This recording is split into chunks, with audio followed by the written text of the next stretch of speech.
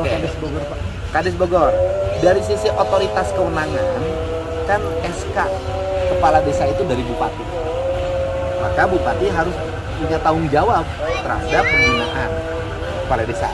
Itu dari sisi aspek kewenangan otorisasi. Tetapi dari sisi aspek kepala desa abai terhadap instruksi gubernur, itu kesalahan yang tidak bisa diampuni. Gitu loh Pak, abai Pak. Nah kemudian perlakuannya bagaimana? Ya sama dong, perlakukan kayak preman di Bekasi. Tidak ada, Pak. Ya udah, polisinya bertindak. Kan preman Bekasi juga ditangkap kan? Ya, Ditahan kan? Preman ditahan. Masa kepala desa kan sudah tahu ada instruksi. Kan dia melakukan sebuah perbuatan meminta untuk digratifikasi. Ya, melanggar hukum. Jadi tidak cukup hanya pembinaan, harus ada tindakan tegas. secara hierarki dari Pemprov juga kan ada juga semacam kayak bantuan keuangan untuk desa-desa, Pak. Ya itu. Rencana gimana, Pak? Ya itu yang akan nanti kan lagi rumus kan, saya rumusan. Jadi itu yang akan, dan kita hanya akan menurunkan bantuan kepada desa yang desanya sudah bisa melakukan tertib pengelolaan keuangan, tertib pengelolaan pembangunan, termasuk desanya bisa ngurus sampah. Desanya yang masih kotor, nggak mau ngurus sampah, nggak mau ngurus sungai, aku nggak turunin bantuan. Yang kedua adalah mentalitas menakut-nakuti. Dia meminta dengan menakut-nakuti, baik personal maupun komunal. Maka lahirlah ketika tahun 80-an istilah golek merah. Lahirlah Jagger. Nah, kemudian sekarang itu golek merahnya tidak ada. Jaggernya hampir hilang, tapi mengorganisir diri, membangun komunitas, membangun kekuatan, menakut-nakuti. Maka lahirlah budaya premanisme. Mentalitas premanisme juga penyakit. Kenapa? Akan menular. Menular bagaimana?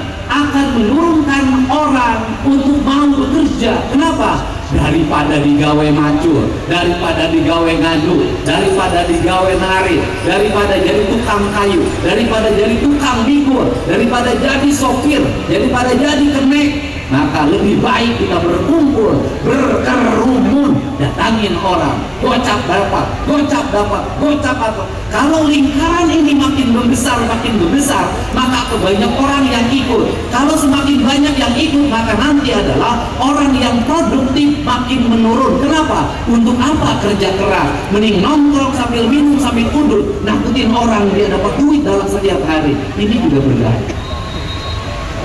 Kedua mental berbahaya ini apa? Saya sebagai orang Jawa Barat, kenapa konsisten untuk segera dibenahi? Kenapa? Karena ruang-ruang produksi di Jawa Barat, ruang engineer, ruang manager, ruang CEO, ruang direktur, ruang direksi, ruang kelompok ahli, ruang tukang tembok, ruang tukang kayu, nanti akan diisi oleh orang lain.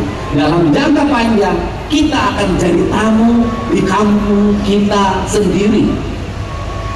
Ini yang revolusi kebudayaan dilakukan. Maka festival bedung sesungguhnya itu mengingatkan, karena bedung itu alat pengingat, mengingatkan orang ketika subuh agar segera bangun. Artinya bahwa manusia Islam, umat Islam yang insan, yang ihsan, itu harus bangun pagi, kemudian harus tidak istirahat, dan setiap sore harus lekas kembali asar itu. Ketika maghrib maka dia harus lekap masuk rumah. Ketika isya maka dia harus menutup rangkaian perjalanannya, dan akhirnya memasuki fase masa istirahat, kemudian masa tidur. Siklus papat kelima pancer ini, empat yang kelima melahirkan ketunggalan dalam beribadah. Sesungguhnya siklus membentuk karakter manusia Indonesia seutuhnya. Maka proses puasa, saya katakan, proses puasa yang sebenarnya adalah proses bagaimana kita menapaki diri agar mengalami kedekatan rasa antara pikiran dan hati. Maka orang Sunda mengatakan orang yang akan jujung tapi kananjung adalah orang nuguru cileh kentel pegit. Artinya apa? Orang yang rajin berpuasa dan orang yang rajin melek matanya. Ini prinsip dasar. Untuk itu Bedug itu mengingatkan, dia diingatkan orang. Tapi jangan sampai ada sebuah peristiwa yang membuat kita tertawa dan menggelikan. Peristiwa nakir ngomong nakusuna. Mang Udin jam 8 isuk nakol Bedug. Kabeh di lembur datang berdulak cangking nyarekan. Ari sia kunaon uliin sia teh wayah kieu nakol Bedug sia teh gelo. Cek Mang Udin teh kieu bari seuri teh. Nu gelo masih lain aing. Kunaon kitu gelo? Teu pan aing nakol Bedug subuh masih atuh datang aing nakol Bedug jam 8 sih datang ka masjid. itu gambaran. Jadi untuk itu saya hari ini menyampaikan komitmen masyarakat Jawa Barat. Hari ini mungkin caranya berubah kepemimpinannya. Kepada teman-teman di OPD Provinsi Jawa Barat, mohon maaf, hari ini caranya berubah. Kalau dulu rapatnya 7 kali, kalau hari ini baru bikin 1 kegiatan atau 1 eksekusi. Mungkin hari ini ada 7 eksekusi, rapatnya tidak pernah ada. Jadi kenapa? Karena orang Sunda itu manajemennya hebat.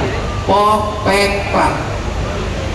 Pok omongkeun, pok pikirkeun, pek omongkeun, prak laksanakeun.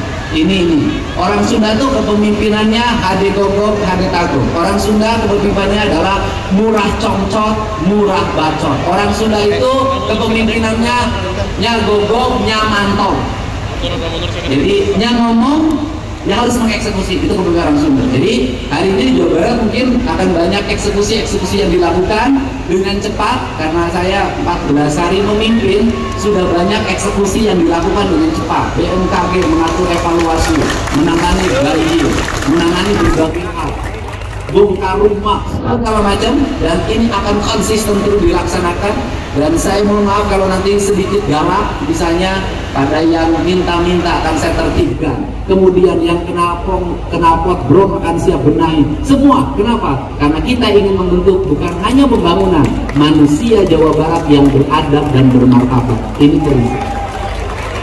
Ini yang harus dilakukan. Saya katakan, kalau saya disuruh memimpin hanya bikin jalan, hanya bikin jembatan, bikin irigasi, bangun rumah rakyat miskin, bangun sekolah, terlalu mudah bagi saya.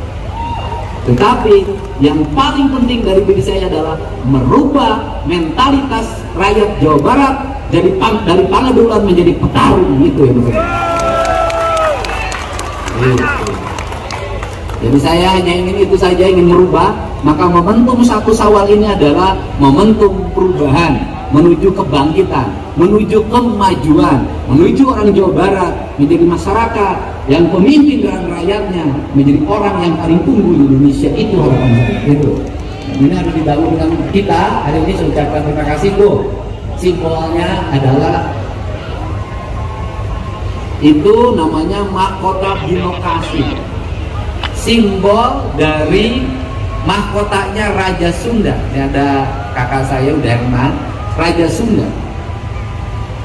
Raja Sunda di Tatar Sunda, Sri Baduga Maharaja zaman itu sudah mampu membuat mahkota atau lambang dari kerajaan, dari seorang rajanya dalam bentuk simbol seperti ini yang dipakai di kepalanya, dan mudah-mudahan saya tidak salah, dengan bobot emas 20 kg.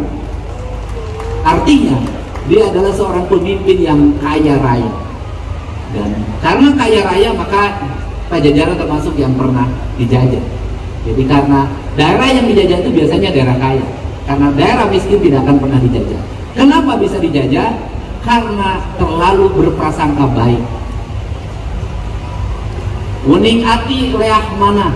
Orang Sunda itu kelemahannya adalah selalu berprasangka baik. Berprasangka baik kalau kita berkumpul dengan orang baik. Tapi kalau berkumpul dengan orang yang tidak baik, tetap kita harus punya praduga, harus punya prasangka, harus punya panca curiga, gitu ya. Jadi saya termasuk orang yang selalu ingin, walaupun hati harus bersih, tetapi harus waspada dan harus curiga terhadap siapapun. Nah, untuk itu saya ucapkan terima kasih hari ini. Mudah-mudahan hari ini menjadi berkah. Tetangga-tetangga di Gedung Pakuan, alhamdulillah. Mas ayah nepi meureun ayah. Ayah meureun ayah. Ayah kan? Dengan satu pesan pada siapapun nanti kalau memberi jangan suka dikumpulkan, antar saja ke rumahnya agar yang diantar merasa terhormat dan yang mengantar pun merasa terhormat. Karena itu prinsip dasar hidup. Dan no pakai